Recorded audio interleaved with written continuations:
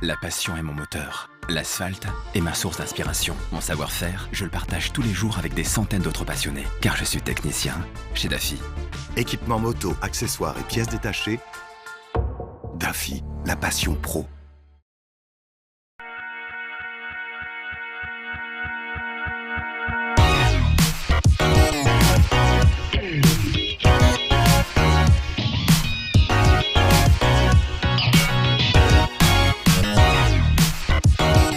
Bonjour à tous, on est ravis de vous retrouver pour cette 3e saison de Moto & Co. Qui revient donc dès le mois de septembre, hein, parce que contrairement à l'année dernière, cette fois on s'est quand même super bien organisé les gars. Et en plus, regardez-moi ça, on a, alors c'est pas un nouveau plateau, mais regardez-moi cette magnifique table que nous avons devant nous. Franchement, c'est magnifique, on a l'impression d'être dans un épisode de Star Wars. Il y en a un, je crois, à la fin de l'année, hein. Je crois. Mehdi Bermani, bien sûr, est de retour. Salut Eric, ça va bien? Bah oui, ça va. Bonnes vacances? Bah oui, et toi? Bah ouais. Ça a été? Ouais, j'ai mis de Moi j'ai la grosse patate. Grosse patate? Ah, j'ai la grosse patate, ça y est, c'est parti. Hein. Ah bah ouais, attends, ça va tout de suite un peu mieux quoi. Bon, on est rentré depuis déjà quelques jours, hein, mais ça va quand même vachement mieux là, la petite histoire.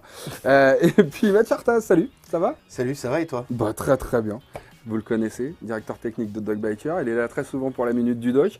Alors on va voir si on va pas faire évoluer un petit peu le principe cette année. Déjà on commence bien parce qu'on commence avec toi dès le départ. Et on aura plein de questions à te poser. Alors on s'est dit au départ on va parler de la suspension, mais alors on a eu plein de questions qui sont restées en suspens sur la minute du doc, donc on est obligé de te faire l'interrogation écrite un petit peu plus tard tout à l'heure. Enfin ça sera l'oral pour le coup, autant pour moi. Il y aura évidemment aussi le quiz, le zapping, les shopping bien sûr comme l'année dernière. Il y aura une petite nouvelle rubrique en toute fin d'émission, vous verrez, on a appelé ça en occasion. Ça changera peut-être de nom un de ces jours, hein, mais bon pour l'instant c'est en occasion. Et puis bien évidemment on va commencer par le débrief. Allez c'est parti. Un débrief qui commence par une bécane, franchement, qui nous a vendu du rêve avant les vacances et on avait vraiment envie de vous en reparler en ce début d'année, directement avant que les salons arrivent et qu'il y ait déjà plein de nouveautés. Ouais. C'est la KTM 790 Duke.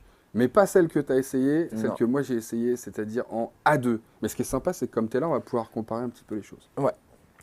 Alors en A2, faut que je vous raconte la petite histoire quand même. En A2, pour qu'une bécane qui au départ fait 104 chevaux, 7, à 9000 tours minute, ça puisse être 35 kW et donc 47,6 chevaux, il faut en passer par un intermédiaire qui est donc la Duke L, qui elle donc a été réduite à 95 chevaux. 70 kW, ce qui fait qu'on a le droit de diviser par 2. Je voudrais quand même, dès le départ, et parce que vraiment on commence bien l'année, signaler que KTM a eu l'extrême gentillesse, honnêteté, transparence, tout ce que vous voulez, de nous donner les vrais chiffres. Ouais. On n'a pas été obligé de bidouiller. On a demandé, ils nous les ont donnés, alors j'en profite pour vous les donner tout de suite. Donc c'est 47,6 chevaux à 5000 tours minute, ouais. Et puis 73 Nm à 4000 tours minute, au lieu de 86 à 8000 en full. D'accord. Donc vous voyez qu'en fait déjà dès le départ on perd pas grand chose. On perd pas grand chose. On perd 13 Nm et on les a à la moitié, c'est-à-dire beaucoup plus bas. C'est peut-être même à vrai dire ce qu'on a en réalité à 4000 tours sur la version full. Parce que je sais pas si tu as remarqué, mais elle avoine quand même. C'est ce que j'allais dire. Quoi. Du coup de ce que tu nous dis là, guidon en main, on sent quoi? On sent quand même on sent que tu as la grosse patate. Tu vois, entre 3 et 5000 tours, elle t'arrache les bras cette moto quoi. Et franchement pour un A2, il y a même 2-3 moments où je me suis dit, mais le gars qui vient d'avoir le permis, il monte là-dessus, il va avoir la banane jusqu'aux oreilles quoi. Parce que franchement, ça envoie. Ça envoie. Et alors tout de suite après, malheureusement, à partir de 5000, ça envoie un peu moins. Et donc voilà, c'est un bridage qui est purement électronique. Donc bon, à partir de 5000, c'est fini, c'est hyper linéaire. Ça va monter hein, jusqu'à 47,6. Donc c'est atteint à 5000. Donc après, tu vois, t'es vraiment...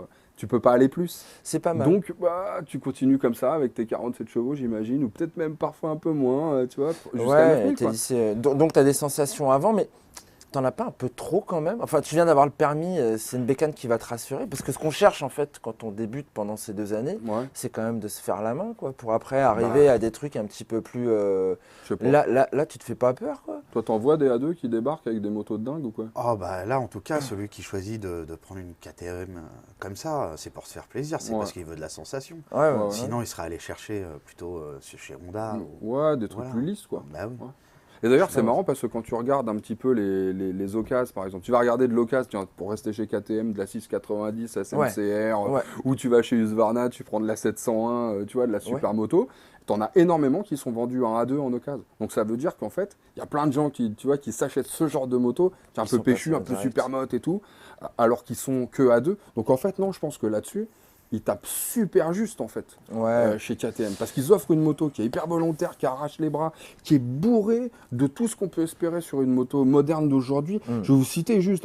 Donc déjà, tu as vu l'écran TFT de malade, ça c'est un truc de fou, il est magnifique à la place de l'instrumentation. L'ergonomie, elle est top aussi, c'est comme sur la normale, j'adore. L'ergonomie, c'est sympa, une fois que tu as compris où ça se passe dans les menus, ça va très très vite et tu déconnectes tout. Tu as un shifter up and down, tu vois, avec le petit blipper et tout, c'est vraiment super sympa. Ça te relance des petits, tu vois, ça te met des petits coups de gaz à chaque fois que tu rentres un rapport, tu as l'impression d'être un pilote. Ça, c'est quand même super sympa, et même en A2. Tu as évidemment ABS en courbe, traction control, anti-wheeling, tout ça, c'est déconnectable. D'accord. Tu as un mode super moto, tu sais, où tu gardes de l'ABS sur l'avant, pas sur l'arrière, ce qui fait que tu peux entamer de la petite glisse et tout. Alors, rigolez pas, parce que c'est le premier truc que tu fais. C'est le premier truc que tu fais, parce que c'est drôle, quoi. C'est drôle, les petits wheeling aussi. Mais on a vu ta vidéo, Ouais, alors là, le truc, c'est qu'évidemment, comme tu arrives très très vite au max de la puissance, ça coupe. Ça coupe pas avec le traction control ou l'anti-wheeling, si tu veux. Ça coupe parce que la puissance est plus là. Donc, tu retombes. Il faut vraiment être super balèze pour y arriver. Ou alors, voilà, il y en a plein qui sont super balèzes. Et peut-être que je suis un peu lourd, moi, sur le train aussi. C'est peut-être ça. Enfin, j'en sais rien. Bref, tout ça pour dire que c'est une super petite bécane qui est vachement sympa à rouler, y compris pour un A2. Après, il y a des petits trucs que j'ai trouvé un peu limite. Perso, moi, les plastiques qui se baladent, là, tu tires dessus. Ouais, c'est ledge. Ça fait un peu portefeuille, tu vois. Je trouvais ça pas très. Je trouve ça bien parce sympa. que ta bécane, enfin, en version A2, elle est valorisante. Tu vois, maintenant que le A2 pour tous est installé, tu as les moyens, tu as une belle bécane. Mais quand tu rentres dans le détail, elle est un petit peu décevante quand même. Ouais, il y a des petits trucs un peu bizarres. Déjà, ça, moi, les plastiques, ce que tu vois, la déco sur les flancs, là, sur les écopes de radiateur, en fait, c'est des autocollants. Moi, va comprendre pourquoi, j'étais persuadé que c'était de la peinture et que tout ça c'était verni. Pas du tout, quand tu t'approches, c'est un autocollant orange là, tu vois. Alors je me dis, bon, c'est super pour celui qui veut retirer la couleur, parce que tu remarqueras que sur celle-là, ils ont fait un sérieux effort et tu as beaucoup moins de orange qu'avant. Et je suis persuadé que ça va leur attirer des ventes, parce qu'il faut aimer le côté un peu, tu vois, segmentant, je dirais, du orange, où tu assumes, tu vois, le côté très sport de KTM et tout. Tu as le droit de vouloir rouler en KTM sans pour autant, tu vois, que ça se voit à fond ou que tu n'as pas envie d'être très ostentatoire. Je pense que la majorité des ventes, elles se font quand même. C'est comme chez Kawa, quoi. Enfin, le verre Kawa, enfin, je sais pas. Je sais pas, moi je suis peut-être ancienne école, moi. Ouais, tiens, je demanderais, moi, pour savoir. Tiens, c'est une bonne question, ça. Je leur demanderais à Kawa s'ils en vendent beaucoup de la noire par rapport à la orange, tiens. Je suis persuadé, moi, qu'on va vendre plus de coloris un peu moins flashy que du coloris vraiment très très catoche. Mais bon, voilà, donc ça, moi, je trouvais ça un petit peu décevant. Décevant aussi, la fourche, c'est du WP, mais elle n'est pas réglable. On aura l'occasion de reparler un petit peu de l'intérêt que ça peut avoir d'avoir une fourche réglable. C'est pas réglable, c'est un petit peu surprenant sur la 790. Alors après, bon, c'est toujours ce qu'on se dit. Ils vont peut-être faire une version un petit peu plus. Ouais, R. Moi, du coup, pour la A2, je trouve que finalement, c'est pas mal parce que est-ce que tu rentres vraiment dans. Sauf qu'elle est molle, quoi. Ouais, elle est molle quand tu un débutant, il a besoin d'une moto facile à rouler. Donc la fourche est peut-être molle. Il n'y a pas de réglage, au moins il va peut-être pas te faire de conneries. Ouais, peut-être. Mais tu vois, la tendance à plonger quand même quand tu prends le frein. Et moi, je trouve que c'est un peu. T'es plus en A2, toi. Ouais, c'est peut-être ça. C'est peut-être ça. Non, mais c'est bonne critique. Mais c'est vrai que moi, c'est un truc que j'ai pas trouvé génial. Sinon, alors, dosseret passager qu'on voit là sur la mienne, tu sais. Oui. C'est super, ça fait des super petites poignées, mais ça, c'est une option. C'est un accessoire. L'USB, c'est une option. D'accord. Le Bluetooth qui permet de connecter son téléphone, ça va très bien ce que j'en pense du fait que voir la tronche de celui qui m'appelle, franchement, je m'en fiche. C'est ça le MyRide, le KTM MyRide? Ouais, alors tu vois, voilà, ça te permet de faire des choses comme ça. Moi, le seul intérêt que je vois à ce genre d'écran, c'est ce qu'a proposé BM avec la 780, la 750 et la 850, c'est-à-dire plutôt la possibilité d'avoir les indications du GPS directement dans un écran TFT, comme ça, qui te sert de tableau de bord. Je trouve ça super cool. Ça, pour le coup, je trouve ça bien. Tu as juste des flèches et tout. Là, ça le fait pas. Ça le fera peut-être un de ces jours. Je pense que tout le monde va y venir petit à petit. Pour l'instant, c'est pas le cas. Et puis, c'est une option de pouvoir connecter son téléphone. Je trouve ça. Alors, pour le coup, je trouve ça limite. Surtout que c'est pas excessivement cher, 300-400 balles, un truc comme ça. Ouais, c'est limite un peu mesquin de ne pas l'avoir mis de série. Parce qu'elle est chère, la bécane? Parce que déjà, elle n'est pas donnée au départ. C'est-à-dire qu'elle est quand même à 9 490 €, la petite bête. Elle est moins chère que la Et standard. en fait, quand vous la faites pas brider. quand vous prenez la L, vous la faites pas brider, vous la faites, vous la demandez en fait en A2, donc elle vous est livrée en A2, et ensuite vous pouvez la faire débrider. En revanche, il y aura une petite manip à faire, et puis ça sera toujours au concessionnaire de voir. Et comme je dis toujours, hein, quand on peut prendre un petit billet, il n'y a pas de raison de se priver. Donc il vous fera payer quand même le débridage, si toutefois vous la débridez. Mais le conseil toujours avec les A2, c'est de les revendre bridés. Parce qu'en fait, il y a un vrai marché maintenant avec ça. Et puis peut-être qu'au bout de 2 ans que vous avez une moto comme ça, vous avez envie de changer. Et puis il y en aura peut-être une nouvelle qui sera sortie. Et puis vous voudrez peut-être passer à la R, par exemple, carrément, devenir dingue, vous faire super plaisir. 12,90. Revendez les bridés. Je suis sûr que ça se vendra beaucoup plus facilement bridé. Et en plus, ça vous aura pas coûté le débridage. Hein, c'est pas mal ça. Shopping.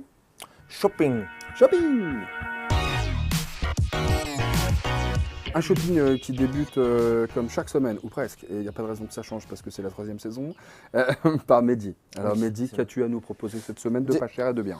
De pas cher et de bien, voilà. C'est ça. Tu vois, des petits calamars, les calamaros. Les calamaros, c'est des petits gants d'été. Bon, ouais. On peut encore s'en servir pendant quelques mois. Certes, on est en septembre, mais regarde-moi ça. Alors, j'aime beaucoup ces gants. Alors, évidemment, pas pour faire du touring, mais pour faire ce qu'on fait généralement en ville, voire un petit peu plus. Tu as un magnifique cuir de chèvre, là, qui est très très souple. Et par-dessus, tu as un tissu stretch qui est assez respirant, type mèche, avec à l'intérieur des coques. Tu les vois les coques ou pas? Regarde, si je mets mon gant comme ça, tu les vois pas. Mais regarde là, tout là, et les doigts. Regarde sur les doigts aussi. jointure. C'est super, c'est vachement discret. C'est bien fait, hein, et tu les sens pas. Tu as un confort de dingue là-dedans, quoi. C'est vraiment super sympa. Avec des renforts là au niveau de la paume, le petit côté, tu sais, toujours pour avoir le doigt machin qui passe bien sur le smart. Et je sens quelque chose là, effectivement, à l'intérieur de l'index, ça doit être un système pour les écrans tactiles. Oui, c'est ce que c'est pour ça le smart, je disais. Le pour le smartphone. Ah, ok. Quoi. Ah non, mais toi, tu parles en abrégé comme ça. Quoi. T'as l'ingénieur, quoi. Tu veux me foutre le seum, c'est ça? T'es capté, tu m'auras pas. Commence pas l'année comme ça, toi, parce que ça va mal se finir. Non, mais attends, je rêve. C'est des renforts en CPS, voilà, coupe de protection CPS. C'est mou, hein. C'est mou comme anti-abrasant sur la paume, on l'a dit. Manchette courte en néoprène. Cette petite texture que tu as quand tu fais de la plongée également. Tu sais, c'est toujours ouais, donc c'est déperlant. Tout à fait. Ah, c'est pas mal. Exactement, mais ils ne sont pas étanches. Non, mais déjà déperlant, c'est pas mal. Bon, c'est vrai qu'on arrive quand même à la saison où ça tombe. Pardon, ça s'appelait le touchscreen, ça. Touchscreen. Le touchscreen. Ouais, yeah, man. C'est bien. All gonna be to fly. T'es parti à l'étranger, toi, cette année, non? Yes. Marocco. Marocco. Ah ouais, t'as progressé quand même. Non, la bourboule. On a fait la bourboule avec les enfants, c'était super. Et voilà. La bourboule. Que te dire de plus son prix, je sais pas. Peut-être, ouais. Hein Alors, Maryse, 54,90. 54,90. C'est pas cher? Bon, écoute, c'est pas cher. Pour un petit gant été. Ouais. Calamaro. Sauf que là, c'est bientôt l'hiver. Mais disons qu'à la mi-saison, c'est pas mal. À la mi-saison, non, là, tu vois, encore maintenant, super. Et puis jusqu'à quoi? Allez, encore 2 mois, quoi, facile. Ça dépend où tu habites aussi. Moi, j'habite dans le sud de la France et normalement, on devrait avoir un petit peu plus de... Ah, ça va l'énerver, ça. Ça, j'aurais pas dû dire ça, quoi. J'aurais pas dû dire ça. C'est bas, ça, mais Supermanie, c'est bas. Oh là là. Et plusieurs coloris, je vous invite à les retrouver sur le site de Tucano Urbano. Ouais. Tu vois ce que j'endure à chaque fois? Je vois. Tu vois le genre? Je vois ça. Le genre, c'est de bonne guerre. Tu vois pas en quoi c'est de bonne guerre. Bon, allez, à moi. Alors attention, parce que ça, je sais que vous l'avez déjà vu, mais j'avais envie de vous en reparler quand même. Bim. La vache, regardez-moi un petit peu le travail. Ce petit bien. casque, j'ai pas laissé des gants à l'intérieur. Ah non, j'ai cru que j'avais laissé les gants à l'intérieur. Tu sais, le gros loser. Tu soulèves le truc, t'as les gants qui tombent. Bon, alors, qu'est-ce que c'est que cette histoire? JV, c'est joli, X21 Challenger. Super bien. Un petit modulable, pas cher. 199 balles à l'origine. Ah ouais, c'est pas mal. 199 €, mesdames et messieurs. On peut l'ouvrir, super. Ouais, Si bah ouais, tu peux l'ouvrir, hein, ça tu peux l'ouvrir. Tu peux même le retourner comme ça, regarde. Hop. Comme ça, tu vois à l'intérieur. Ça, les garnitures, elles sont toujours top chez eux. Ah, les garnitures sont pas mal. Je trouve qu'il est très bien aéré. Ouais. Vraiment. Hein. Franchement, j'ai trouvé que c'était super bien aéré parce que bon, cet été quand même, on a pris des bons coups de chaud. Et ben ça ventilait vachement bien. Peut-être un petit peu moins sur la mentonnière, mais sur le dessus, c'est impressionnant. L'écran solaire descend super bas. C'est vraiment génial. Juste là, c'est toujours très accessible. Et puis c'est très accessible. Et t'as vu à quelle vitesse descend l'écran solaire? Eh ben, je vais te dire quelque chose, moi je trouve que c'est vachement bien. Parce que, non, c'est vrai, parce que tu sais, parfois t'en as, c'est un petit peu dur. Ils descendent pas du premier coup, ils sont un peu. Bon, là, clac, ça descend, clac, ça remonte. Quand tu arrives dans un tunnel, moi j'aime pas le truc où tu es là, tu restes pendant 2 heures avec le doigt sur le casque, parce que tu n'arrives pas à le manipuler, parce qu'il est dur ou quelque chose comme ça. Là, tu arrives, tu fais clac, il remonte tout de suite. Franchement, j'ai trouvé que c'était pas mal. Attends, je suis un peu dithyrambique sur le casque, pourquoi? Parce qu'il est pas cher aussi. Hein. Oui. Moins de 200 € Mais pour un modulable qui est jet et intégral. ouais, homologué, Il est homologué pour les deux, c'est pas mal. Il y a d'autres coloris. Ah oui, bah heureusement. Vas-y, heureusement. Donc là, bah si, heureusement. Non, mais attendez, tout le monde n'est pas obligé de se trimballer avec une tête de poussin, quoi. Hein. Non, là, c'est très bien pour être visible. Non, pour là, la ça, c'est fait sécurité, pour. c'est Là, top, c'est ça. sûr qu'on ne peut pas te rater. Ouais. Mais ça existe donc en blanc, ça existe en gris mat. Moi, je me souviens sur un certain Forza en gris mat, je pense que ça aurait claqué grave. Mais bon, j'avais celui-là parce que bon, tu sais, c'est un petit peu la couleur de lancement, c'est fait pour que ça soit vu. Bon, bah, du coup, là, vous risquez pas de le louper. C'est sûr que vous l'avez bien vu. Le pinlock, malheureusement, c'est en option. Ouais, alors, c'est prédisposé, mais c'est une option. Sinon, bonne visibilité. Je vous ai dit, hein, franchement. Et puis, je me suis pas senti contraint à Il l'intérieur. a une belle forme. Tu respires bien. Il est pas mal. Hein. Ah ouais, non, et même les petites lignes. il a et une tout ça, forme c'est Quand pas il mal. est arrivé, avec les petites lignes, j'ai même pas vu que c'était un modulable. Il Ouais, est hyper ouais. discret. C'est bien, ouais, Tout à fait. C'est bien fait. calé, c'est bien Je suis d'accord avec toi. C'est pas mal parce que pour quelqu'un qui a une moto, par exemple, et qui veut pas. Qui veut avoir un casque qui fait un petit peu intégral, quoi. Ouais. Et ben ça le fait vraiment. Et puis il paraît vachement léger. Il est pas très lourd, c'est dans les 1690. C'est pas C'est la léger, norme. mais pour C'est la un norme, modulable, c'est c'est la norme. Ouais, c'est la norme. Jusqu'à Non, mais- 1750. Comme quoi, on peut avoir, tu vois, pour moins de 200 € un truc qui est pas mal, et puis qui est pas trop lourd, et puis qui est assez confortable, Puis, c'est une bonne marque. et qui t'assèche pas le compte en banque. Non, parce qu'il y a les impôts et tout encore là qui arrivent. Hein. Ah bah oui, cette année, ça À la tombe source, encore. là, hein. non? C'est pas à la source Bah, encore c'est l'année prochaine. Hein. Oh là là. Ah là, ça tombe. Bon, bah voilà, c'était bien. Hein. Ça t'a plu? Ça t'a plu aussi? Très bien. On peut passer au zapping motorisé? Alors c'est parti pour les zappings.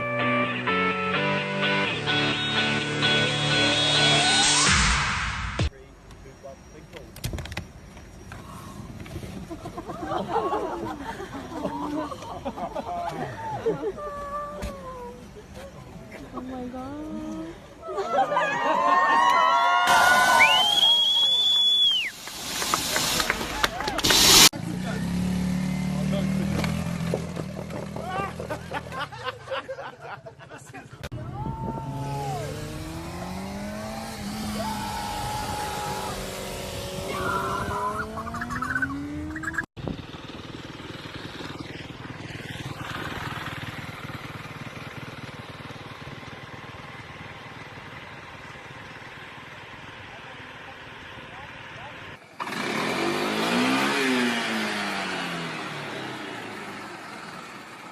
Hadi.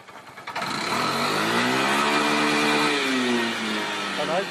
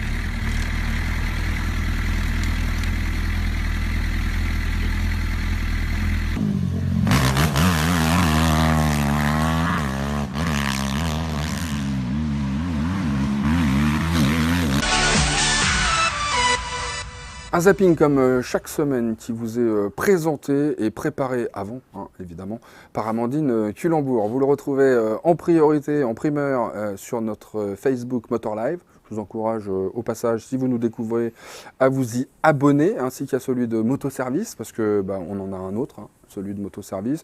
On a aussi un Twitter, on a aussi Instagram, on a aussi on a aussi cette chaîne. Hein. N'hésitez pas à vous abonner, à mettre des petits likes, tout ça, c'est bien. Pas des trucs comme ça va pas. On les prend plus. Les commentaires sympas pour la rentrée, tout ça, on est content de vous voir, super. Et elle est où Maya? Maya, elle nous a fait une belle petite cacahuète et dès qu'elle pourra vous la présenter, elle va le faire. Là, pour l'instant, elle se repose un petit peu, elle en profite, elle a bien raison. Et on la retrouvera très rapidement, la Maya. On te fait un gros bisou. Et surtout, profite, parce que la rentrée, ça va venir. Ah oui, ça va venir, c'est comme ça. Ouais, et là, les salons, les trucs et tout, ça va être super. On va se régaler et on t'attend. On t'attend, Maya. Voilà. On t'attend. Si, on t'attend. Allez, on passe au gros dossier, c'est parti. Un gros dossier, donc je le disais en début d'émission, va s'intéresser principalement et au départ aux suspensions, parce que ça c'est toujours un truc, on se pose toujours un petit peu la question, c'est pas facile parfois. Alors on a des suspensions réglables et tout, mais franchement tout le monde n'est pas ingénieur en suspension, et tout le monde sait pas forcément comment ça se règle et tout ça, surtout on sait pas forcément ce que c'est la détente, la compression, la précharge. Précharge, bon je crois qu'on a tous un peu compris ce que c'était, parce que c'est je dirais le réglage de base de l'amortisseur, pas forcément de la fourche. Parce qu'elles ne sont pas toutes réglables. Elles ne sont pas toutes réglables. Alors, concrètement, la précharge, ça fait quoi? Alors, la précharge, c'est la dureté du ressort. On va le tendre un peu plus ou un peu moins. Ouais. Donc, c'est juste en jouant sur le ressort. Ouais. Voilà.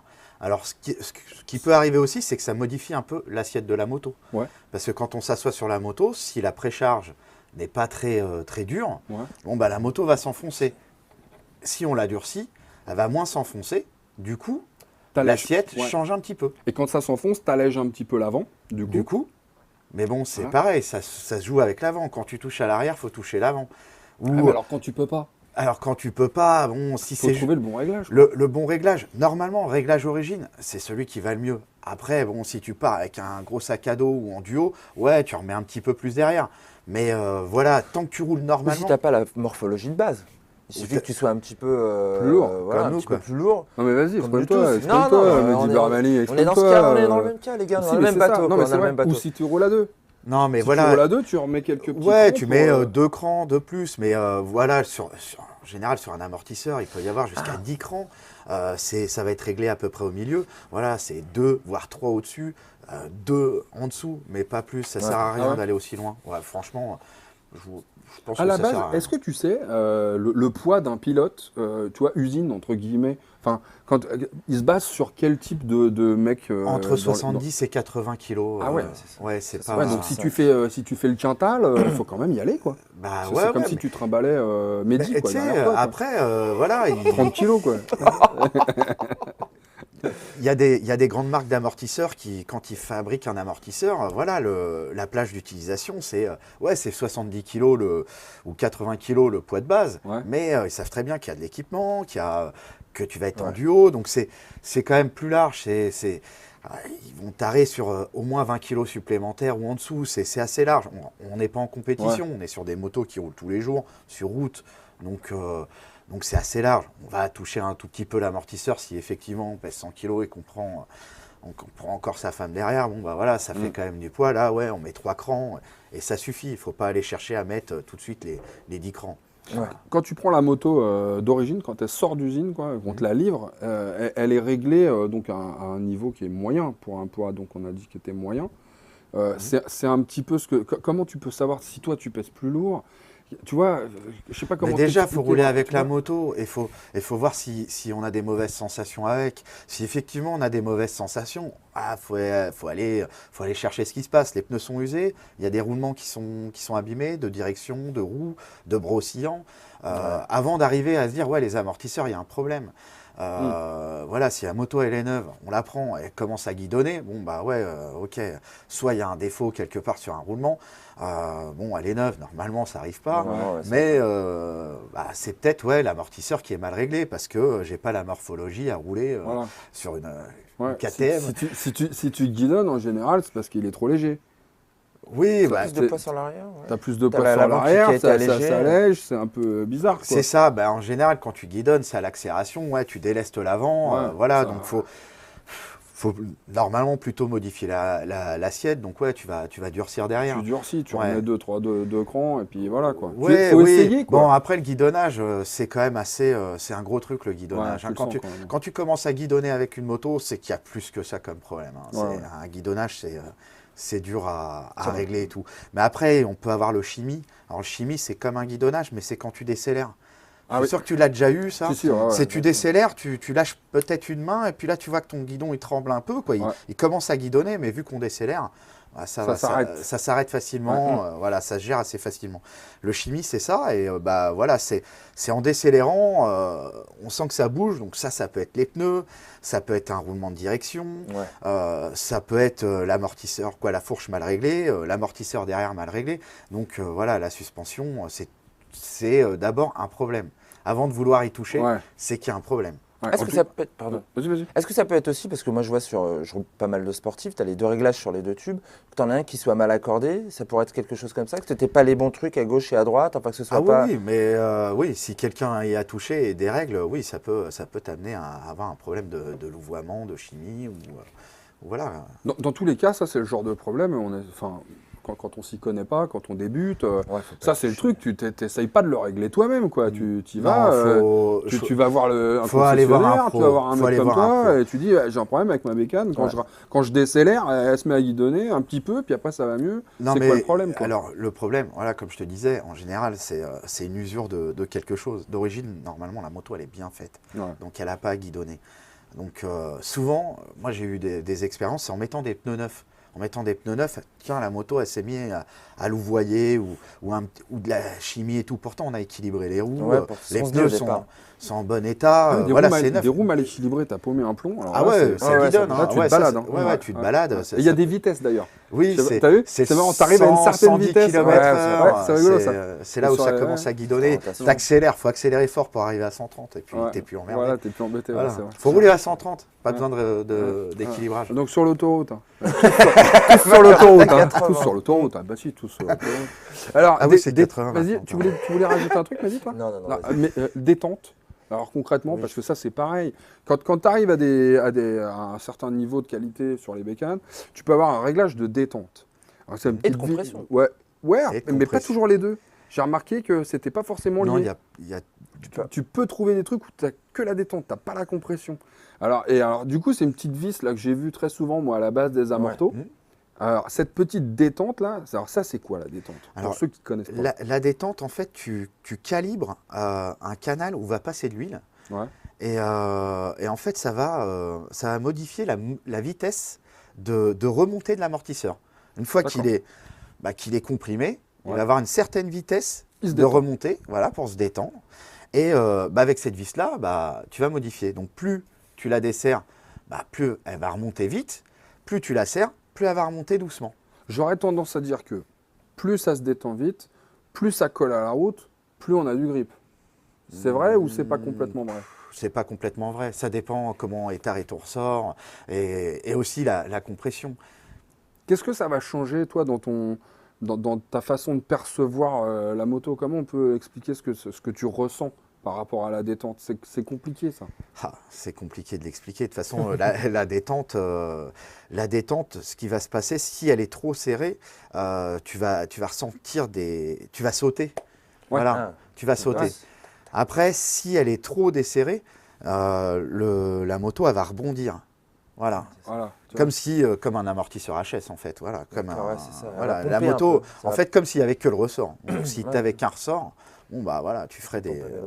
Il faut quand même que ça soit un peu retenu en détente pour accompagner le mouvement. Oui, parce qu'un ressort, si tu le comprimes, on retire l'huile, on prend juste un ressort, on le comprime, on le lâche. Il va se relâcher d'un coup, mais il va revenir. Il va se déplacer, il va faire ça. Donc s'il n'y a pas de l'huile pour le retenir, c'est inroulable. Et c'est là qu'intervient la compression. C'est ça. Parce que la compression, alors elle est réglable ou pas, mais quoi qu'il en soit, il y a une compression forcément qui s'opère. Et la compression, c'est donc l'inverse en fait. C'est la vitesse à laquelle ça peut s'écraser. Exactement. Tu as tout compris. Ah ouais, mais bon, tu vois, ça c'est des années de pratique. Il m'a fallu... Non mais rigolez pas, parce que je suis persuadé que c'est le cas de plein de gens. Moi, il m'a fallu longtemps pour comprendre en fait la différence. Et surtout, c'est le ressenti. C'est-à-dire qu'une fois que tu es sur la moto et qu'il faut que tu arrives à analyser ça, pour régler ta moto comme tu la souhaites, toi, en amortissement, eh ben, il faut réussir à saisir ces moments où ça se comprime, si tu veux pas que ça se comprime trop fort ou un peu. C'est aussi ce que maintenant, tu as plein d'amortissements, tu sais, qui sont à plusieurs étages, où tu vas avoir, tu vois, pas mal de souplesse au début pour absorber toutes les petites irrégularités. Et puis derrière, tu as une bonne... Ouais, tu vois, il y en a beaucoup comme ça. Il y en a de plus en plus, c'est pas si simple que ça de régler des amortisseurs. C'est hyper compliqué. C'est vraiment un. Mais alors, quand on arrive dans le domaine de un peu de compétition et tout, ce que j'allais dire. On arrive limite chez des préparateurs qui font que ça. C'est leur métier de régler et de modifier les amortisseurs et les fourches. Et on parlait de poids parce que très souvent, ça se fait en fonction de son poids. Par exemple, si on achète des amortisseurs d'un équipementier autre que ceux qui équipent à l'origine la moto, on va aller chez Öhlins, on voit pas mal d'images derrière, on va pas les citer, il n'y a pas que, EMC, Wilbers, BM, ils aiment bien les Wilbers par exemple, on va trouver pas mal de trucs, Showa, etc. Et bah, là, en général, on commande des amortisseurs, on donne son poids, et on dit, ils vont le tarer. Équiper, est-ce qu'on va souvent ou pas porter quelqu'un derrière soi. Pourquoi faire voilà, ce que tu vas faire avec la bécane. Et là, ils te font des trucs aux petits oignons, quoi. Ça, c'est quand même... Mais alors, par contre, bon, ça douille. Ah, mais c'est...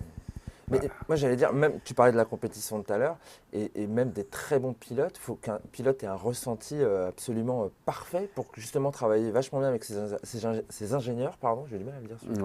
Et arriver à chaque...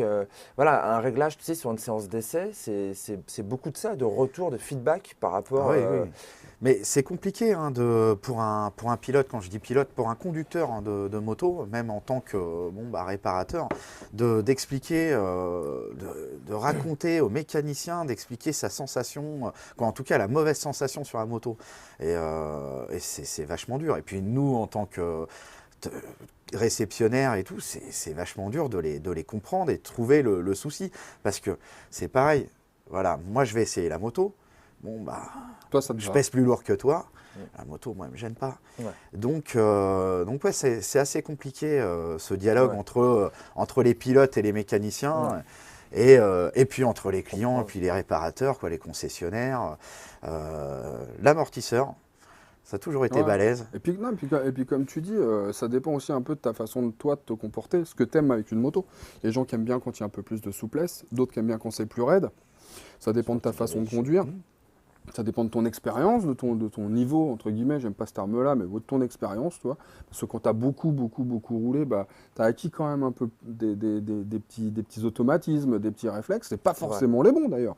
Mais il se trouve que tu préfères quand ça va être une moto un petit peu plus souple. Cela te met en confiance. Voilà, et voilà, c'est un peu comme avec les pneus, quoi. Et l'amortissement, de temps en temps, c'est vrai que ça peut te laisser un peu dubitatif quand même.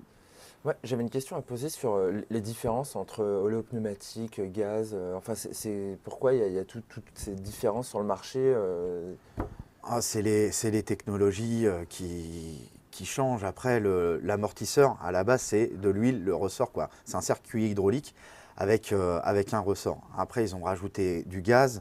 Dans des bonbonnes séparées. Voilà, dans une bonbonne séparée. C'est pour avoir autre chose que de l'huile à l'intérieur pour donner encore une absorption, une nouvelle absorption. Honnêtement, je pense qu'il faut être un très grand pilote pour voir la différence sur une 750, quoi. Quand il y avait les XJR standard et les SP qui avaient les Öhlins et tout, on voyait qu'il y avait quand même plus de confort et tout.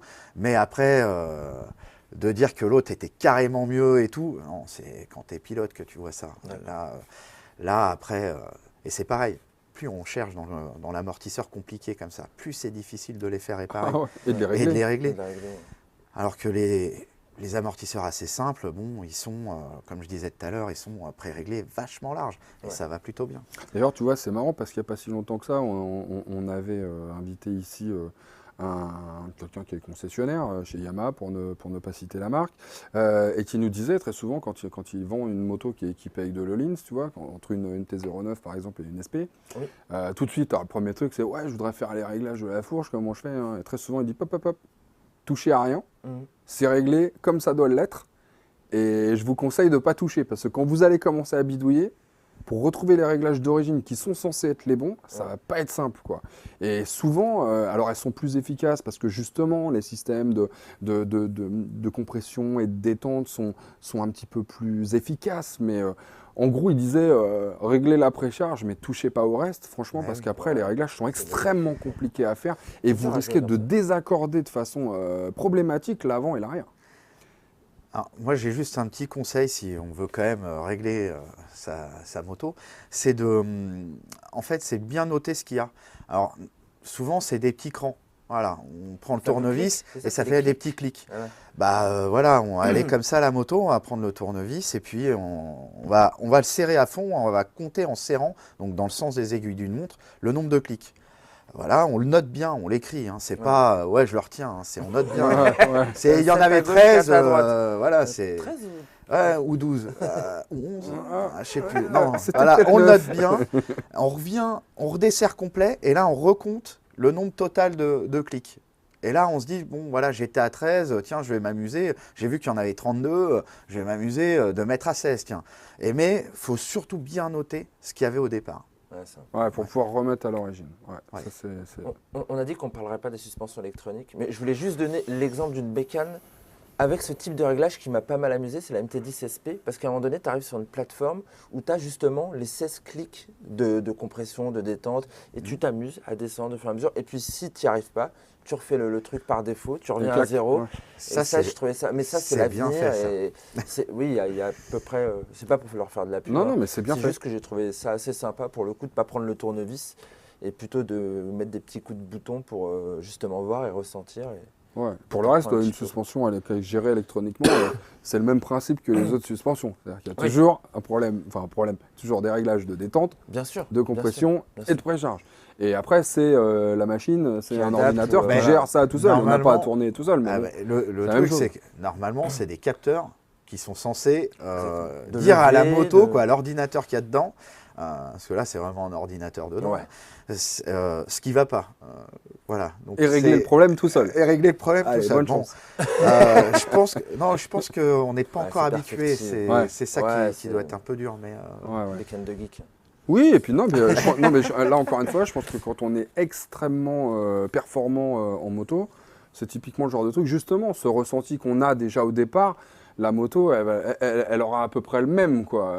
C'est ça que je veux dire. Normalement, arriver à une certaine vitesse, en fonction d'un certain poids qui est appliqué, et les transferts de charge qui s'appliquent sur les suspensions, un vrai pilote, il aura aussi ses goûts.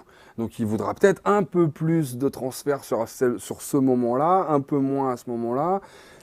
Voilà, bon, et elle, c'est pareil, quand c'est électronique, ils appliquent une règle de base. Et la règle de base, c'est pas forcément celle qu'on apprécie quand on est pilote. Alors, je parle pas de moi, je parle de Mélie. Non, mais toi, je t'ai vu, mais je t'ai vu, j'arrête pas de te voir faire des trucs de malade. Tu progresses encore plus parce que tu fais des trucs. Mais attends, non, mais j'ai bien compris ton petit malade. Ne t'inquiète pas, j'ai bien compris ton petit malade. On avait des petites questions pour toi, Adi, pour conclure. Alors tiens, attends, ça c'est le truc de dingue qu'on va faire, j'en ai plein. On a une question de, tiens je te les sors aussi, on va faire une sur deux. Allez, ça marche. Allez, alors tiens, fais la première. La première, alors comment gagner en longueur sur les câbles d'accélérateur lorsque l'on change le guidon d'origine? C'est vrai que ça c'est quand même une prise de tête parce que tu mets un drag bar ou machin. Alors ça c'est vrai que c'est chiant, alors le mieux c'est de les remplacer les câbles de gaz. Non mais il faut les remplacer. Parce que de les passer autrement, il suffit que quand tu tournes, tu vas tourner complètement à gauche, ça va accélérer ou les cisailler et les bloquer quand tu roules. Donc il n'y a pas d'astuce, tu les changes. Non, il faut les changer. Et par contre, pour les changer, la petite astuce, c'est se dire, tiens, j'ai une 600 Hornet, qu'est-ce que je pourrais prendre? Faut toujours rester chez Honda et se dire, tiens, qu'est-ce qui a un guidon plus large qu'une 600 Hornet? Peut-être une Transalp. Voilà. Je vais regarder comment c'est fait. Effectivement, ils sont plus longs. Puis franchement, les concessionnaires, ils sont assez sympas. Ils ont des petites astuces, ils vont connaître. Ils vont te conseiller là-dessus. D'accord.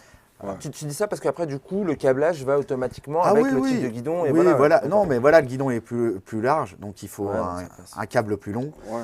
Comme si tu étais sur un trail. Ouais, c'est pas bête. Ça, c'est une question de Jay Plisson. Ouais. Après, tu as Max Convex. Alors, attends, est-ce qu'on pourrait connaître la différence d'adhérence d'un pneu fin par rapport à un pneu plus épais, notamment en 125? Est-ce que seulement il y a une différence d'adhérence entre un pneu fin et un pneu épais, quoi? Alors, c'est pas exactement ça, mais ça serait un bon sujet aussi, les pneus. Hein. Alors, qu'il soit fin ou large, un pneu, pour qu'il tienne bien la route, il y a sa gomme qui est vraiment importante. Voilà. Plus un pneu est tendre, normalement, plus il tient la route, et plus il s'use vite aussi. Mais après, c'est le diamètre de roue, surtout, qui fait la tenue de route. C'est pas spécialement la largeur. La largeur, ça va faire quand même ça va faire un effet. Avec l'effet gyroscopique, quand Voilà. même. Oui, mais l'effet gyroscopique, la largeur, c'est le diamètre. L'effet gyroscopique, c'est le diamètre de roue. Plus tu as un grand diamètre, regarde les vélos de course. Les vélos de course, c'est fin comme ça. C'est un grand diamètre. Et les mecs, ils descendent à 80 km/h. Ça va très vite. Et ils tiennent le pavé. Hein. Donc, c'est pas trop la largeur. C'est vraiment le diamètre. C'est l'effet gyroscopique. Par contre, avoir large, c'est quand, à très haute vitesse, en ligne droite, la moto elle va être plus stable. Alors, à moins tendance à louvoyer. Ouais, mais une 125. Une 125, moi déjà, je ne mettrais pas un pneu plus large parce que déjà, tu n'es plus dans les normes constructeurs. Et puis, tu vas consommer plus. Ouais. Le moteur va forcer plus. Ouais, c'est ça. Ouais. Mais alors, parce que moi, tu sais, je l'entendais différemment, cette question. Je l'entendais Fin, pneus. l'épaisseur. La finesse, tu vois, de la gomme. Et des pneus avec des... Tu sais, où tu as l'impression que vraiment, tu as une hauteur de pneus. Le flanc. Quoi. Ça agrandit la taille de la roue quand tu as un flanc plus épais. Alors, donc, plus c'est haut, Ouais. Plus tu as de confort normalement. Un pneu taille basse, ah oui, c'est plus ça tacu travaille aussi. plus, Ah d'accord. ouais. Taille basse. Ouais, comme sur, non, mais c'est, comme sur ta Lamborghini. Ouais, exactement. Ouais. Bah, moi, j'ai remarqué sur la Lambo, c'est très fort. Hein. Alors, le problème avec ça, c'est le nid de poule. Le nid de poule, ça pardonne pas, tu pètes la jante. Hein. Moi, j'en suis à ma 4e, sachant que bon, ça me coûte à peu près 5 mois. Puis il n'y en a que 4 dessus en plus, des jantes. Mais oui. Bon, alors, et puis, alors, si tu as la chance, tu vas te passer sur un truc où tu as les deux qui pètent d'un coup, bon, bah là, tu pars plus en vacances. Alors. Son Altesse Ticule. Oui, ça, bonjour. Ouais. Tu comprends pourquoi je t'ai fait commencer ou pas? C'est pour donc, ça. Son Altesse. Bravo pour cette émission, merci, ça fait toujours plaisir. Comment est-ce qu'on fait pour savoir si les plaquettes de frein sont usées? Merci. Alors, il est poli. Ça fait du bruit? Alors déjà, si ça fait du bruit, si ça si ça c'est que c'est trop tard. Le premier signe, il y a un truc. Même que ça fasse du bruit, non? Déjà, tu perds pas un peu de liquide de frein, non, il y a le bocal, on peut regarder le bocal, le niveau. Alors, il faut bien mettre le guidon pour que le bocal il soit droit et on regarde l'œilleton et on regarde si on est en dessous de la barre. Si on est en dessut de la barre, on va voir son concessionnaire, puis il vérifie. Mais sinon, il faut regarder le disque et les plaquettes. Ouais. Tu vois ton disque, juste à côté, collé sur le disque, tu vas avoir la garniture. Et juste après la garniture, tu vas avoir le support de garniture. Entre le disque et ce support de garniture, voilà, tu as la garniture, il faut qu'elle fasse minimum 2 mm d'épaisseur. 2 mm. Ouais. J'ai une question subsidiaire. Est-ce qu'il y a une durée moyenne des plaquettes où on se dit tiens, je suis à 20 000, je vais changer Je vais voir, je vais vérifier. 20 000. Non, mais normalement, de toute façon, c'est contrôlé à chaque entretien, déjà. Ah oui. Si je fais mon entretien moi-même. Si tu le fais toi-même, tu dois les contrôler. Ah. Mais ça, c'est pas un entretien, ça, c'est faire une vidange. C'est pas pareil. Faire sa vidange, c'est juste faire la vidange. Faire un entretien, tu contrôles la moto. Donc à chaque entretien, c'est contrôlé. Puis ton concess, il va te prévenir. Il va te dire voilà, et là, si tu as 20 000 aujourd'hui, il reste à peu près 5 000 à faire sur tes plaquettes. Donc, et si ton disque commence à ressembler à un 33 tours des Gypsy King, c'est que tu as attaqué le disque, quoi. Ouais, quand tu as le son du scratch, si tu as le son du scratch avec, c'est sûr, c'est que là, c'est mort. C'est vrai que ça fait Joby Joba, normalement. Dès que c'est Joby Joba, c'est que ça va plus. Jonathan ou Jonathan, je sais pas. Est-ce que tu viens pour les vacances Jonathan de B. De Boulogne peut-être, ou de Barbès. On me conseille de démarrer en première et non en neutre pour épargner la boîte. Est-ce que c'est une légende ou est-ce que c'est vrai? Là, je piche pas trop. Tu mets.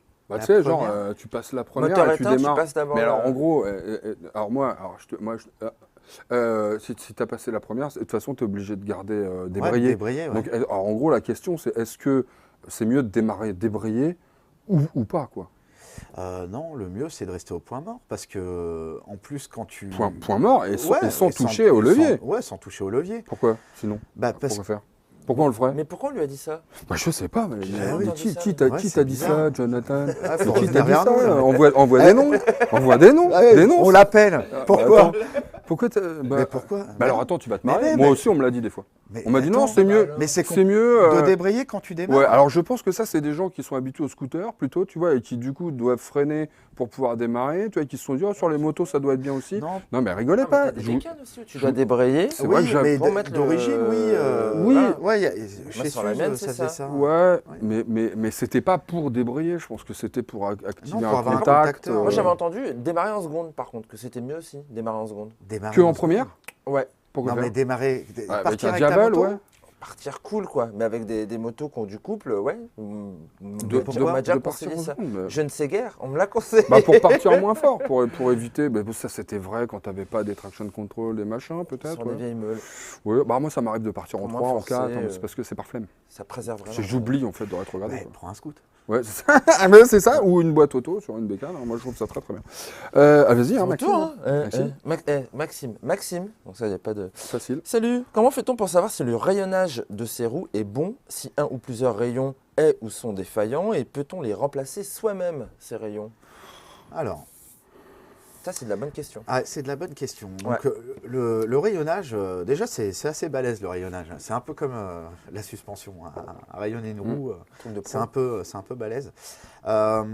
Déjà, ce qu'on peut faire, c'est de cogner un peu sur les rayons pour voir le son que ça fait, si ça sonne tendu ou détendu. Ah. Déjà, s'ils ont tous le même son, c'est que c'est plutôt bon signe. Mais il faut que ça sonne quand même tendu. Mais c'est une tension de type string ou tu vois Ouais, voilà, genre c'est tendu ça. du string ou... Tendu du string, c'est ça, tendu du string. Si ça fait un bruit. Ah n'importe C'est quoi, de- ça commence bien l'année. Ou de corde à linge, tu vois. Ah ouais. non, mais ting. Non, c'est vrai. c'est pareil. Voilà. Ah, par exemple, super. Ça, voilà. Ça, c'est pas mal. Ça, c'est bien. Ça, quand Ça, ça c'est fait ce pas bruit-là, bon, faut consulter. C'est Faut exactement consulter, ça. Mais normalement, à chaque entretien, ton con, s'il regarde ça, il va regarder la tension. Après, pour les changer soi-même, il faut démonter le pneu. Donc, pour démonter le déjà, pneu, faut faut de démonter l'outillage. la roue, faut la machine à pneus, ou se les cogner à la main. Ouais, facile. Le Un plus peu, simple, ouais. c'est d'aller voir son concessionnaire. Et puis, quand il faut changer les rayons, c'est surtout soit ils sont grippés et on n'arrive plus à les retendre, soit ils ont pété parce qu'on a démarré avec un antivol. Donc, avec la roue, elle va être un peu en 8. Donc là, pour changer les rayons, c'est facile à changer. Mais par contre, pour remettre la roue bien droite, Pas voilé, quoi. ça, c'est un peu plus dur. Ouais, c'est un petit peu compliqué. Dernière question de Rémi Deporteur, qui doit être belge. Salut, ami belge. On pense à vous. Il y a quelques mois déjà, mais bon. Les filtres à air haute performance, KN par exemple, mais il y en a d'autres. Est-ce que ça change vraiment quelque chose? Et si la moto est bridée? Alors, il y a le filtre air type KN. Le cornet ou la plaque? Voilà, en remplacement de l'origine. Celui-là, à part qu'on garde à vie et qu'on peut le nettoyer et tout. Ça c'est cool quand même. Ouais, ça c'est cool. On fait une économie. Hein. Ah ouais. Et si, il va laisser passer un petit peu plus d'air. Et encore, voilà. C'est surtout, on le garde. Ouais. Voilà. Oui, mais est-ce que faire passer un peu plus d'air, ça peut pas finir par être problématique? Je veux dire, si un constructeur, il a défini un certain débit d'air dans la bécane, c'est peut-être pour assurer une certaine fiabilité sur le long terme. Est-ce que tu risques, voire de normes, pollution et tout maintenant, bruit c'est pas la question. Non, mais d'accord, mais tu vois ce que je veux dire. Mais oui, c'est clair que le mieux, c'est de rester... Normalement, si on change le type de filtre à air, bon, bah voilà, on va devoir régler derrière. Donc, en général, on va mettre un filtre à air comme ça, c'est qu'on a déjà mis une ligne d'échappement ou un silencieux. Ouais. Donc déjà, voilà. Maintenant, avec les injections et tout, ces petites différences, elles les rattrapent, les motos. Sinon, on le voit tout de suite, la moto, elle marche pas bien, puis on remet le filtre. Oui, ça va s'adapter. Enfin, les oui, calculateurs à l'intérieur qui parce vont- qu'il n'y a, vont gérer, y a pas une grosse différence. Par contre, demain, tu mets 4 cornets, ça y est. Hein. Ouais. Si tu n'as pas toute la machine qui va derrière et qui va bien, la moto, elle marche Ah, pas. bah, hein. tu peux, ça peut Et être puis, Mais quand elle marche bien. Ouais, mais c'est pareil, hein, ça marche bien quand il fait beau parce que tu l'as réglé quand il faisait beau. Là, c'est plus. Ouais, un c'est peu sur plus les chiant. variations. Ah ouais, la densité de l'air. Bon, alors si la moto est bridée, dernière petite question subsidiaire, ça c'était évidemment, ça change encore moins puisqu'elle est bridée. Oui, si elle est bridée, non, mais c'est Ça cool. va pas lui faire prendre des chevaux, quoi. Non, ça va pas lui faire prendre des chevaux, mais c'est quand même cool. Ça fait un tout petit peu plus de bruit d'avoir son filtre à air. Puis c'est sympa d'avoir un KN dedans. En plus, tu vois, c'est écolo. C'est écolo. Ouais, parce que bah tu oui, le changes tu les pas, jettes tu pas, le jettes ouais. pas. Ça se nettoie. Voilà. Non, c'est un bon truc. C'est vrai que c'est pas mal. Ouais. Ah, moi, j'avais une dernière question. Alors ça, c'est de Eric Lamarmotte. Marmotte Killer, on l'appelle parfois. Rouler à l'E85, là, tu sais, au bioéthanol. Est-ce que c'est possible avec une bécane? Il faut bidouiller un peu, il faut pas, comment on fait? Bon, parce que ça coûte que dalle. Là, je dis ça parce que ça coûte rien. J'ai vu des mototaxis en GL1800 avec un système pour pouvoir rouler avec ça. Ouais. Ils faisaient des économies et tout, ça consomme plus. Oui, mais ça te coûte beaucoup moins. Alors, t'es gagnant. Non, mais ouais, pour un pro, ça doit coûter 60 balles du litre. Oui, mais il y a l'installation aussi qui coûte pas mal. Ouais. Alors, pour un professionnel et tout, c'est pas mal. Après, je crois que la moto, elle perdait quand même en perf. Un peu en puissance. Ouais, un peu en puissance. Et pareil, je crois qu'elle chauffe pas. Elles ont du mal à chauffer. Ah, ouais. C'est ça, alors c'est bien quand on roule toute la journée. Voilà, pour le mototaxi, c'est pas mal. C'est bon truc, quoi. C'est bon plan. Moi, j'avais une vieille BM, mais bagnole. Ouais. Je m'étais planté. J'avais mis ça au lieu de mettre de l'E10. La voiture, elle marchait. Elle marchait quand même? Ouais, elle marchait. Ah oui, mais parce que là, attends, là, t'as l'injection qui gère la richesse toute seule et tout.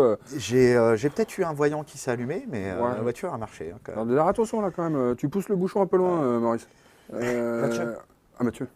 Mais c'était pour la blague. Ah, mais moi, je tente des trucs. Hein, non, mais t'as raison, mais j'y pense parce que je me dis, bon voilà, on a vu, hein, l'essence, tout ça, ça augmente quand même drôlement. Et puis les bouchons, ça favorise pas tellement quand même, tu vois, l'économie en termes de carburant. Et du coup, bon, pourquoi pas passer à ce genre de truc, mais dans ce cas-là, ça demandera quelques petits réglages et tout. Bon, il faudrait que je regarde, tiens, s'il y a des kits spécifiques pour les motos. Ça me venait comme ça, j'ai pas regardé. Super, franchement, tu reviens quand tu veux, Mathieu. Commentez, les gars. Commentez, dites-nous ce que vous pensez de tout ça, parce qu'après tout, c'est un petit peu votre émission aussi. Hein. Donc, bah ouais, non, mais si on peut faire plaisir d'offrir, hein, comme dirait l'autre. Bah si, puis en plus ça mange pas de temps. Joie de recevoir. Et joie de recevoir. Donc comme ça, c'est bien. Bon, alors ce qu'on va faire, c'est qu'on va céder, enfin Mathieu, hein, tu vas être obligé de céder ta place à Clémentine qui va venir nous charcuter. Donc je te dis à très bientôt, hein, ça fait plaisir. Allez, salut. Et merci, salut. Et c'est le quiz. Rodriguez, elle est arrivée. Oh là là, on dirait une maîtresse d'école, tu me fais peur. C'est la rentrée des classes. Direct, le gros tapage sur la table. Je suppose que vous êtes bien amusés pendant les vacances, mais là on rigole plus là. Là on rigole plus. Moi j'ai peur, je veux pas aller à l'école, je veux rentrer. Bon, ok. Parce que maintenant là les mauvaises réponses c'est des coups de règle. Ah bah d'accord. Bon, la rigolade est terminée quoi. Bonjour à tous et puis j'espère que vous avez passé de bonnes vacances vous, parce que vous je vous en veux pas et vous. Ça va quoi. Voilà. Par contre vous c'est foutu. Voilà. Oh là là. Bon. Ils sont bien vus, hein, mais nous, bon alors. Ben on va commencer. Alors on y va avec le petit, le petit détail, comme d'habitude, on change rien, on change pas une équipe qui gagne. Petit amortisseur de. Non. Bah si, c'est un amortisseur de direction, excuse-moi. C'est pas un vérin de coffre? Pas du tout, t'as raison, c'est un vérin de coffre. Ah, bien joué. Oh là là là là, T-Max. Peut-être bien. Oui, bon, on peut peut-être un peu préciser. Hein. T-Max 125, sport 300, 400. Non, T-Max Sport Edition. Donne-moi ta main. Non, c'est moi qui ai trouvé le vérin. Tends tes doigts. Moi j'ai trouvé le vérin. Tends tes doigts, Mehdi Vermané. Tu veux check, c'est ça? Non. Tends les doigts. Parfait. C'était ça? Ce sera pire, oui, c'était Max Sport Edition SX. Ouais, mais ça, j'ai de la chance parce que c'est moi qui l'ai essayé. C'est moi qui l'ai essayé, ce T-Max Sport Edition, qui était sympa, mais on en prend un peu dans la tête quand même avec le pare-brise. Ah bah c'est ça le côté sport de l'édition. Je suis sûr qu'on perd en vitesse de pointe. Ouais. Mais sinon, pour le reste, franchement, il est super beau. C'est vrai que ça lui donne une super ligne. Très j'ai bien aimé. Il a la classe. Voilà, on continue avec le son. Le petit son du moteur. C'est parti.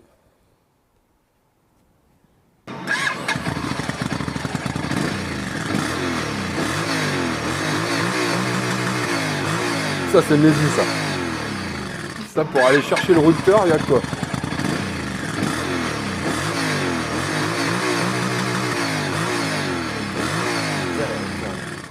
C'est quoi ça déjà? Ça pétarade, hein, ça. Ah, c'est un bicylindre, ça.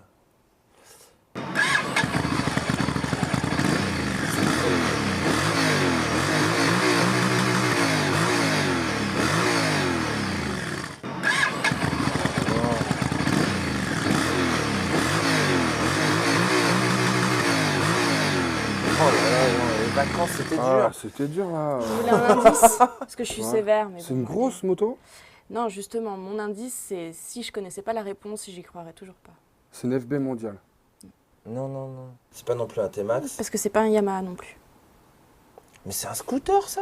Ouais. Non de Zeus. C'est incroyable, putain, on a fait des rupteurs au scooter, nous, maintenant.